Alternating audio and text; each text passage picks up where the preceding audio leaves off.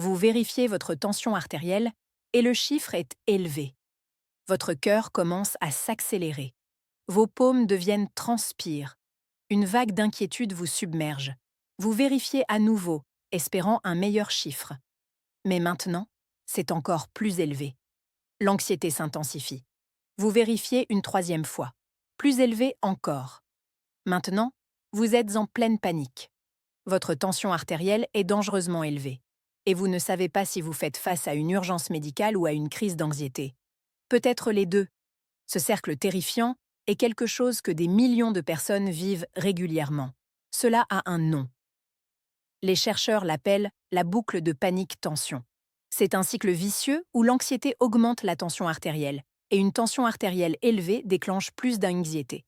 Ça tourne en rond, chaque élément nourrissant l'autre, s'intensifiant jusqu'à ce que vous vous sentiez complètement hors de contrôle. Si vous avez déjà vécu cela, vous savez à quel point c'est effrayant. Vous savez à quel point cela vous rend impuissant. Vous savez à quel point cela peut dominer vos pensées, vous rendant craintif de vérifier votre tension artérielle, craintif de ne pas le faire, craintif de ce que les chiffres signifient, craintif de ce qui pourrait arriver. Et voici ce qui rend les choses encore plus difficiles. Ce n'est pas seulement dans votre tête. La connexion entre l'anxiété et la tension artérielle est réelle. C'est physiologique. Votre anxiété augmente réellement votre tension artérielle. Et des recherches montrent maintenant que la tension artérielle chroniquement élevée peut en fait provoquer des changements dans le cerveau qui augmentent l'anxiété. La boucle est biologique, pas imaginaire. Mais voici ce que la plupart des médecins n'expliquent jamais. Comprendre cette boucle est la première étape pour la rompre. Quand vous comprenez exactement ce qui se passe dans votre corps, quand vous comprenez les mécanismes qui entraînent ce cycle, vous gagnez du pouvoir sur elle. Vous pouvez interrompre la boucle. Vous pouvez calmer votre système nerveux. Vous pouvez abaisser votre tension artérielle et réduire votre anxiété en même temps. À la fin de cette vidéo, vous allez comprendre exactement comment l'anxiété affecte votre système cardiovasculaire. Vous allez apprendre pourquoi le suivi de la tension artérielle lui-même peut devenir une source d'anxiété. Vous allez découvrir les recherches fascinantes montrant que l'hypertension peut en fait modifier votre cerveau de manière à favoriser l'anxiété. Et surtout, vous allez apprendre des techniques spécifiques pour briser la boucle de panique-tension et reprendre le contrôle. Cette information pourrait transformer votre relation avec votre tension artérielle. Elle pourrait vous libérer de la peur qui a contrôlé votre vie. Permettez-moi de vous parler d'une femme dont l'histoire illustre ce cycle parfaitement. Elle avait 63 ans. Elle avait été diagnostiquée avec une tension artérielle élevée environ 2 ans au préalable. Son médecin lui avait prescrit des médicaments et lui avait dit de surveiller sa tension artérielle à domicile. Au début, la surveillance était rituelle. Elle vérifiait le matin, notait le chiffre et poursuivait sa journée. Ces chiffres étaient généralement dans les 130, parfois 140. Son médecin a dit que c'était acceptable. Puis un soir, elle vérifia sa pression et vit 72. Elle n'avait jamais vu un chiffre aussi élevé. Son cœur s'est immédiatement mis à battre. Elle se sentit courbature. Ses mains commencèrent à trembler. Elle était terrifiée.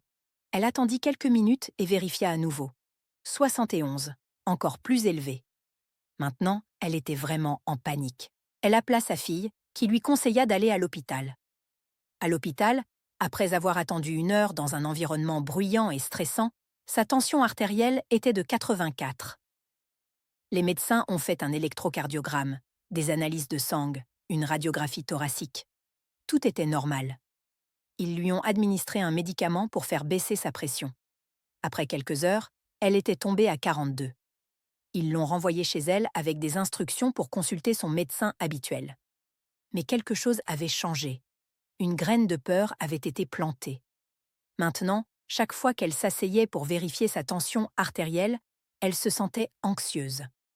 Son cœur commençait à battre plus vite, avant même que le brassard ne se gonfle. Elle pensait à cette nuit à l'hôpital. Elle s'inquiétait de ce que le chiffre serait. Et bien sûr, ses lectures commençaient à être plus élevées. Pas parce que sa tension artérielle sous-jacente avait changé, mais parce qu'elle était anxieuse chaque fois qu'elle la mesurait. L'anxiété elle-même élevait ses lectures. Elle commença à vérifier plus fréquemment, 3 fois par jour, puis 5 fois, puis 10 fois. Elle vérifiait le matin après le petit déjeuner, avant le déjeuner, après le déjeuner, dans l'après-midi, avant le dîner, après le dîner, avant le lit. Chaque lecture élevée déclenchait plus d'anxiété. Chaque lecture anxieuse menait à une autre vérification. Elle ne pouvait pas arrêter de penser à sa tension artérielle. Elle restait éveillée la nuit à s'inquiéter. Elle sentait son pouls constamment, essayant de déterminer s'il était trop rapide. Elle commença à éviter des activités qui, selon elle, pourraient augmenter sa tension.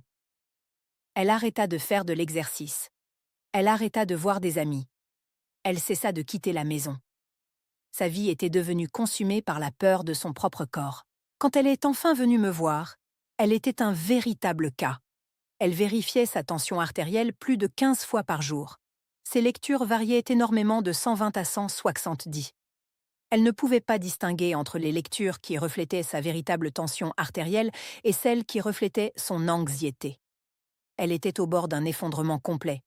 Ce qu'elle ne comprenait pas, ce que ses médecins n'avaient pas expliqué, c'est qu'elle était piégée dans une boucle classique de panique-tension. Son anxiété augmentait sa tension artérielle. Les lectures élevées augmentaient son anxiété. Elle était devenue sa propre pire ennemie. La libérer de cette boucle nécessitait de l'éducation. Elle devait comprendre exactement ce qui se passait. Alors laissez-moi vous expliquer la physiologie qu'elle a apprenue, car cela s'applique à tous ceux qui sont pris dans ce cycle. Lorsque vous vous sentez anxieux, votre corps active ce qu'on appelle le système nerveux sympathique. C'est votre réaction de lutte ou de fuite. Elle a évolué pour vous aider à survivre à des menaces physiques immédiates. Lorsque vos ancêtres rencontraient un prédateur dangereux, ce système les préparait à se battre ou à fuir. Le système nerveux sympathique libère des hormones de stress, principalement de l'adrénaline et de la noradrénaline. Ces hormones ont des effets immédiats sur votre système cardiovasculaire. Votre cœur bat plus vite et plus fortement. Vos vaisseaux sanguins se rétrécissent. Votre pression artérielle augmente. Le sang est détourné vers vos muscles, vous préparant à l'action physique. Cette réponse est protectrice. Si vous êtes poursuivi par un prédateur, vous avez besoin d'une pression artérielle élevée pour fournir de l'oxygène et du carburant à vos muscles. Le problème, c'est que votre corps ne peut pas faire la différence entre une menace physique et une menace psychologique. Lorsque vous êtes anxieux à propos de votre pression artérielle, votre corps réagit de la même manière que s'il devait faire face à un tigre. Ainsi, vous vous asseyez pour vérifier votre pression artérielle. Vous êtes déjà un peu nerveux. Votre système nerveux sympathique s'active. De l'adrénaline est libérée. Votre cœur bat plus vite.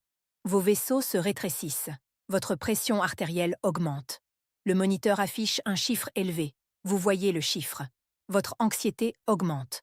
Plus d'adrénaline est libérée. Votre pression monte encore plus haut. La prochaine lecture est pire. Plus d'anxiété. Plus d'adrénaline. Pression plus élevée. Voici la spirale ascendante de la boucle panique-pression. Chaque cycle amplifie le suivant. En quelques minutes, vous pouvez passer d'une légère nervosité à une panique totale, et votre pression artérielle peut grimper de 30, 40, 50 points ou plus. Voici ce qu'il est crucial de comprendre. Cette élévation provoquée par l'anxiété est temporaire. Cela ne signifie pas que votre pression artérielle sous-jacente est dangereusement élevée. Cela signifie que votre système nerveux est activé. Lorsque vous vous calmez, lorsque l'anxiété passe, votre pression artérielle reviendra à son véritable niveau de base. Les médecins des urgences ont observé cela avec la femme que j'ai décrite. Après quelques heures de repos, sa pression est redescendue d'elle-même. Mais voici où cela devient compliqué. Si vous êtes chroniquement anxieux, si vous passez des heures chaque jour à vous inquiéter de votre pression artérielle, votre système nerveux sympathique ne se calme jamais complètement. Vous existez dans un état d'activation constante de faible intensité. Votre pression artérielle de base devient élevée non pas à cause d'une maladie cardiovasculaire, mais à cause du stress chronique. Au fil du temps, cette activation chronique peut contribuer à des changements structurels dans vos VOCs. Les vaisseaux peuvent devenir moins flexibles. La pression élevée qui a commencé comme étant uniquement provoquée par l'anxiété peut devenir partiellement permanente. Ce qui a commencé comme un schéma psychologique peut créer des changements physiques. C'est pourquoi rompre la boucle panique-pression est si important. Il ne s'agit pas seulement de se sentir mieux, il s'agit d'empêcher votre anxiété de causer des dommages cardiovasculaires à long terme. Maintenant, permettez-moi de vous parler de l'autre direction de la boucle, celle qui est moins bien connue. Non seulement l'anxiété élève la pression artérielle, mais une pression artérielle élevée peut en fait causer de l'anxiété. Cela peut sembler contre-intuitif. Comment une condition cardiovasculaire pourrait-elle affecter votre humeur? Mais la recherche est de plus en plus claire. Une pression artérielle élevée semble causer des changements dans le cerveau qui augmentent la susceptibilité à l'anxiété. Voici ce que nous savons. L'hypertension endommage les petits vaisseaux sanguins dans tout le corps, y compris ceux du cerveau. Le cerveau est extrêmement sensible aux changements de circulation sanguine. Lorsque les minuscules vaisseaux qui alimentent le tissu cérébral deviennent endommagés, les zones qu'ils desservent ne fonctionnent pas optimalement. Plusieurs régions du cerveau impliquées dans la régulation émotionnelle sont particulièrement vulnérables. Le cortex préfrontal, qui aide à contrôler les réactions émotionnelles, peut être affecté par des dommages vasculaires liés à la pression artérielle. L'amygdale, qui traite la peur, peut devenir hyperactive. L'hippocampe, qui aide à réguler les réactions au stress, peut être altéré. Des études ont montré que les personnes souffrant d'hypertension ont des taux de troubles anxieux plus élevés que celles ayant une pression normale. Cette association persiste même après avoir pris en compte d'autres facteurs. Et il est important de noter que le traitement réussi de l'hypertension est associé à une réduction de l'anxiété. Certains chercheurs croient maintenant que, chez certaines personnes, leur anxiété ne cause pas leur hypertension. Au contraire, leur hypertension cause leur anxiété. La condition cardiovasculaire est survenue en premier, à cause des changements subtils dans le cerveau, et ces changements se sont manifestés par une augmentation de l'anxiété et de l'inquiétude. Cela a des implications profondes. Cela signifie que maîtriser la pression artérielle n'est pas seulement une question de protection de votre cœur et de vos reins. Cela peut aussi être une question de protection de votre cerveau et de votre santé mentale. Cela signifie que l'anxiété que vous ressentez pourrait s'améliorer une fois que votre pression artérielle sera correctement traitée. Bien sûr, chez la plupart des gens, la relation est bidirectionnelle. L'anxiété élève la pression artérielle et la pression artérielle favorise l'anxiété. Les deux conditions s'amplifient mutuellement. Cette relation bidirectionnelle est ce qui rend la boucle si difficile à rompre. Vous ne pouvez pas simplement traiter l'un et ignorer l'autre. Permettez-moi de vous parler d'un autre patient qui illustre un aspect différent de ce phénomène. Il avait 68 ans. Il souffrait d'hypertension depuis plus d'une décennie. Il prenait 3 médicaments. Sa pression était raisonnablement contrôlée, généralement autour de 130 ou 140. Il n'avait jamais été une personne anxieuse. Il se décrivait comme tranquille et détendu. Il n'avait jamais eu de crise de panique. Il ne s'était jamais inquiété de manière excessive pour sa santé. Mais au cours de l'année passée, il avait remarqué des changements. Il se sentait plus tendu. Il s'inquiétait davantage des choses. Il avait du mal à dormir. Il se sentait appréhensif sans raison apparente. Il avait commencé à vérifier sa pression artérielle plus fréquemment, quelque chose qu'il n'avait jamais ressenti le besoin de faire avant. Sa femme avait aussi remarqué les changements. Elle a dit qu'il semblait plus irritable.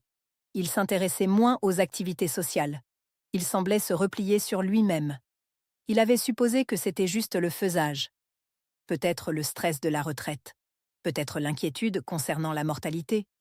Mais lorsque nous l'avons évalué soigneusement, y compris par des études d'imagerie cérébrale, nous avons trouvé des signes de maladie des petits vaisseaux dans son cerveau. Les années d'hypertension, même si elle était maintenant contrôlée, avaient laissé leurs traces.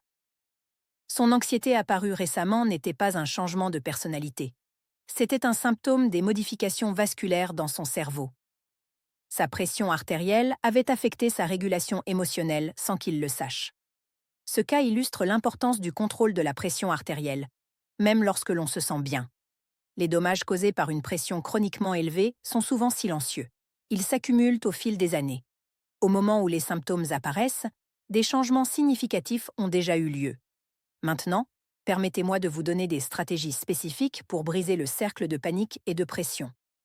Ce sont les techniques que j'ai enseignées à la femme que j'ai décrite plus tôt. Elles ont transformé sa vie. La première stratégie est de comprendre ce que signifient réellement vos lectures de pression artérielle. La plupart des gens interprètent toute lecture élevée comme un signe de danger. Cette interprétation alimente l'anxiété. Mais la réalité est plus nuancée. La pression artérielle varie constamment tout au long de la journée. Elle est plus basse lorsque vous êtes détendu. Elle est plus élevée lorsque vous êtes actif. Elle augmente avec le stress, avec la caféine, avec une vessie pleine, avec une conversation, avec d'innombrables autres facteurs. Une seule lecture élevée ne vous dit presque rien sur votre santé cardiovasculaire ou votre risque. Ce qui compte, c'est votre pression artérielle moyenne au fil du temps. Ce qui est important, c'est votre pression artérielle lorsque vous êtes calme et correctement reposé. Des lectures isolées élevées, surtout celles prises lorsque vous êtes anxieux, ne prédisent pas les crises cardiaques ou les AVC. Elles indiquent simplement que votre système nerveux sympathique est activé. Lorsque vous comprenez vraiment cela, les lectures élevées deviennent moins effrayantes. Vous pouvez voir un chiffre élevé et penser « Mon système nerveux est activé en ce moment. C'est temporaire. Lorsque je me calme, ma pression redescendra. » Ce changement de perspective réduit la réponse d'anxiété, ce qui permet à la pression de devenir effectivement inférieure. La deuxième stratégie est de changer votre relation avec la surveillance de la pression artérielle. Pour de nombreuses personnes prises dans le cercle de panique et de pression, la surveillance est devenue compulsive et nocive. L'acte même de vérifier déclenche de l'anxiété. Plus vous vérifiez, plus l'anxiété augmente. Le moniteur est devenu un instrument de torture. Si cela vous décrit, vous devrez peut-être réduire drastiquement la fréquence à laquelle vous vérifiez. Au lieu de vérifier plusieurs fois par jour, essayez de vérifier une fois le matin, dans des conditions calmes, et c'est tout. Pas de vérification si le chiffre est élevé. Pas de vérification l'après-midi. Pas de vérification lorsque vous vous sentez anxieux. Juste une fois, dans les meilleures conditions possibles. Mieux encore, pour certaines personnes prises dans des cercles de panique et de pression sévère, une pause complète de la surveillance peut être nécessaire. Rangez le moniteur pendant 2 semaines. Faites confiance à vos médicaments, ils fonctionnent. Ayez confiance que votre corps va bien. Brisez le cycle obsessionnel que la surveillance a créé. Ce conseil peut sembler effrayant. Vous pourriez craindre que quelque chose de terrible se produise si vous ne surveillez pas. Mais considérez cela. Votre surveillance fréquente ne vous protège pas. Elle vous nuit. Elle vous maintient piégé dans un cycle d'anxiété qui augmente en réalité votre pression. S'éloigner du moniteur pourrait être la chose la plus saine que vous puissiez faire. Lorsque vous surveillez, suivez la technique appropriée. Asseyez-vous tranquillement pendant 5 minutes avant de vérifier. Assurez-vous que vous êtes à l'AISE. Ne vérifiez pas après avoir consommé de la caféine, après un exercice ou lorsque vous devez aller aux toilettes. Vérifiez dans un environnement calme. Prenez une lecture et acceptez cela. Ne prenez pas plusieurs lectures en essayant d'obtenir un meilleur chiffre. La troisième stratégie est de s'attaquer directement à l'anxiété elle-même. Si l'anxiété provoque vos pics de pression artérielle, alors traiter l'anxiété réduira ces pics. La respiration à un rythme lent est l'un des outils les plus puissants que vous ayez. Lorsque vous respirez lentement et profondément, vous activez votre système nerveux parasympathique. C'est le système de repos et de digestion qui s'oppose à la réponse de lutte ou de fuite. Cela ralentit votre rythme cardiaque, cela détend vos vaisseaux sanguins, cela abaisse votre pression artérielle. Le rythme de respiration optimal pour activer le système parasympathique est d'environ 6 respirations par minute. C'est beaucoup plus lent que la respiration typique. Chaque cycle de respiration prend environ 10 secondes. 4 secondes d'inspiration, 6 secondes d'expiration. Lorsque vous ressentez l'anxiété, montez. Lorsque vous êtes sur le point de vérifier votre pression artérielle, lorsque vous venez de voir une lecture élevée, arrêtez-vous et respirez. Prenez 10 respirations lentes à ce rythme avant de faire quoi que ce soit. Cette brève intervention peut briser la spirale ascendante du cercle de panique et de pression. Une pratique régulière de la respiration, même lorsque vous n'êtes pas anxieux, renforce votre capacité parasympathique. 15 minutes par jour de respiration à un rythme lent ont montré qu'elles réduisent à la fois l'anxiété et la pression artérielle au fil du temps. C'est essentiellement un entraînement de votre système nerveux pour être plus calme à l'état de repos. La relaxation musculaire progressive est une autre technique efficace. Cela consiste à contracter systématiquement, puis relâcher des groupes musculaires dans tout votre corps. La relaxation physique se traduit par une calme mentale. Il est difficile d'être anxieux lorsque votre corps est complètement détendu. La méditation et les pratiques de pleine conscience vous aident à observer vos pensées et vos sentiments sans être emporté par EX. Vous pouvez remarquer la pensée « ma pression artérielle est trop élevée », sans y croire, sans paniquer à ce sujet. Cette posture d'observation crée de l'espace entre le déclencheur et la réponse. Elle interrompt l'escalade automatique de l'anxiété. Si votre anxiété est sévère, vous pourriez bénéficier d'une aide professionnelle. La thérapie cognitivo-comportementale est très efficace pour l'anxiété liée à la santé. Elle vous aide à identifier et à changer les schémas de pensée qui alimentent votre panique. Elle vous apprend à répondre différemment aux sensations physiques de l'anxiété. Beaucoup de gens constatent que quelques mois de thérapie rompent définitivement le cercle de panique et de pression. Des médicaments pour l'anxiété peuvent être appropriés dans certains CAS. Certains médicaments contre l'hypertension artérielle, notamment les bêta-bloqueurs, réduisent à la fois la pression artérielle et les symptômes physiques de l'anxiété. Ils peuvent rompre le cercle du côté physiologique. Votre médecin peut vous aider à déterminer si cette approche a du sens pour vous. La 4e stratégie consiste à renforcer la confiance par la compréhension. Une grande partie de la terreur dans le cercle de pression-panique provient de l'incertitude. Vous ne savez pas ce que les chiffres veulent dire. Vous ne savez pas quand vous inquiétez. Vous ne savez pas ce qui constitue une crise et ce qui n'est qu'une élévation causée par l'anxiété. Cette incertitude nourrit une pensée catastrophique. L'éducation réduit l'incertitude. Lorsque vous comprenez que la pression artérielle varie de manière constante, vous ne vous surprenez plus par les fluctuations. Quand vous comprenez qu'une seule mesure élevée n'est pas une urgence, vous cessez de paniquer. Lorsque vous comprenez que les symptômes que vous ressentez, le cœur qui s'emballe, l'essoufflement, les tremblements, sont des symptômes d'anxiété plutôt que d'un AVC imminent, vous pouvez réagir calmement. Apprenez ce qui constitue réellement une urgence hypertensive. Les vraies urgences sont rares et impliquent des mesures extrêmement élevées, généralement au-dessus de 180 systoliques, combinées à des symptômes de dégâts organiques. Maux de tête sévères, douleurs thoraciques, changement de vision, symptômes neurologiques. Une mesure de 160 sans symptômes, surtout lorsque vous êtes anxieux, n'est pas une urgence. C'est inconfortable, mais pas dangereux. Discutez avec votre médecin des mesures qui devraient déclencher une action et celles qui devraient inciter à la patience. Ayez un plan clair.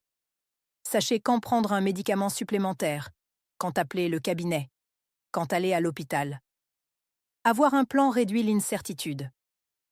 Cela vous donne une voie vers l'avenir au lieu d'une inquiétude sans fin. La 5e stratégie consiste à aborder les facteurs de mode de vie qui contribuent à la fois à l'anxiété et à la pression artérielle. L'exercice est puissant. Une activité physique régulière réduit l'anxiété, abaisse la pression artérielle et améliore la santé cardiovasculaire globale. C'est l'une des rares interventions qui s'attaque directement aux deux moitiés du cercle simultanément. Lorsque vous êtes pris dans le cercle pression-panique, vous pourriez éviter l'exercice parce que vous avez peur qu'il augmente votre pression. C'est le contraire qui est vrai. Bien que la pression artérielle augmente pendant l'exercice, un exercice régulier abaisse votre pression artérielle au repos et rend votre système nerveux plus résilient. C'est l'une des meilleures choses que vous puissiez faire. Le sommeil est crucial. Le manque de sommeil augmente l'anxiété. Il élève la pression artérielle. Il altère la régulation émotionnelle. Prioriser une bonne hygiène de sommeil, se coucher à des heures régulières, éviter les écrans avant le sommeil, créer un environnement frais et sombre, peut améliorer considérablement à la fois votre anxiété et votre pression artérielle. Limitez la caféine. La caféine stimule le système nerveux sympathique. Elle peut déclencher ou aggraver l'anxiété. Elle augmente brusquement la pression artérielle. Si vous luttez contre le cercle pression-panique, réduire ou éliminer la caféine peut aider. Limitez l'alcool. Bien que l'alcool puisse sembler calmer l'anxiété, il perturbe en réalité le sommeil et peut provoquer une anxiété de rebond le lendemain. Il augmente la pression artérielle à moyen terme. Ce n'est pas une stratégie d'adaptation saine. La connexion sociale et les activités significatives réduisent l'anxiété en vous engageant dans la vie plutôt que dans vos propres pensées. L'isolement permet à l'anxiété de grandir. L'engagement avec les autres vous sort de votre propre tête. Permettez-moi de vous raconter ce qui est arrivé à la femme que j'ai décrite plus tôt. Avec éducation et guidance, elle a commencé à se libérer de son cercle pression-panique. Elle a réduit son suivi de pression artérielle à 1 fois par jour. Elle a vérifié le matin après sa pratique de respiration à rythme lent. Elle a noté le chiffre sans jugement. Si c'était élevé, elle se rappelait qu'une seule mesure ne signifiait rien. Elle ne l'a pas revérifié. Elle a commencé une pratique de respiration quotidienne de 15 minutes. Elle pouvait sentir la différence que cela faisait.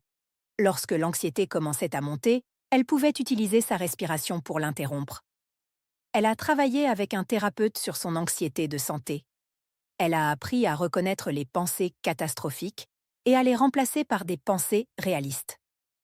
Elle a compris que les sensations physiques de l'anxiété n'étaient pas dangereuses, juste inconfortables.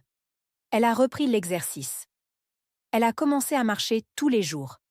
Les promenades ont aidé à la fois sa pression artérielle et son humeur. En 3 mois, son monde s'est transformé. Ses mesures de pression artérielle sont devenues plus stables.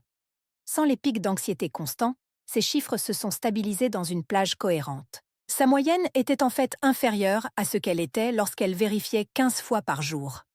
Plus important encore, elle se sentait libre. Elle n'était plus prisonnière de son moniteur de pression artérielle. Elle pouvait vaquer à ses occupations sans peur constante. Elle pouvait profiter d'activités. Elle pouvait voir des amis. Elle avait retrouvé sa vie. Sa pression artérielle n'avait pas vraiment changé.